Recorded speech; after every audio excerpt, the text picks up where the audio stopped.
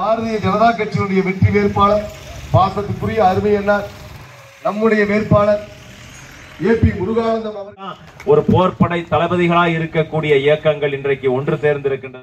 அனைத்து செய்திகளையும் உடனுக்குடன் தெரிந்து கொள்ள சப்ஸ்கிரைப் செய்யவும். திருப்பூர் நாடாளுமன்ற தொகுதியில் பாரதிய ஜனதா கட்சியின் சார்பில் அக்கட்சியின் மாநில பொதுச் செயலாளர் ஏபி முருகானந்தம் போட்டியிடுகிறார்.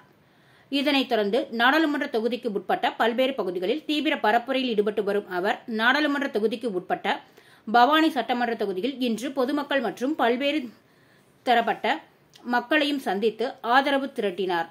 அப்போது பொதுமக்கள் மத்தியில் பேசிய வேட்பாளர் ஏபி முருகானந்தம் கைத்தறி நெசவு தொழிலை மேம்படுத்த கைத்தறி துணிகள் மற்றும் பவானி ஜமுக்காலங்கள் ஏற்றுமதி செய்ய டெக்ஸ்டைல்ஸ் கிளஸ்டர் நிறுவ நடவடிக்கை எடுக்கப்படும், பவானியில் சுத்திகரிப்பு நிலையம் அமைத்து பவானி நீர் மாசடையாமல் பாதுகாக்கப்படும் உள்ளிட்ட வாக்குறுதிகளை அளித்தார்.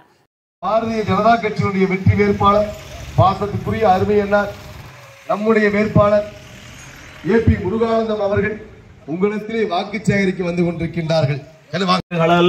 ஒரு போர்ப்படை தளபதிகளாய் இருக்கக்கூடிய இயக்கங்கள் இன்றைக்கு ஒன்று சேர்ந்திருக்கின்றன சொன்னால் அதற்கு நிகர் எதுவுமே கிடையாது. அதை வீழ்த்துவதற்கு தமிழகத்தில் எந்த சக்தியும் வர முடியாது என்று சொல்லி நாம் அத்தனை பேரும் கடுமையாக உழைக்க வேண்டும்.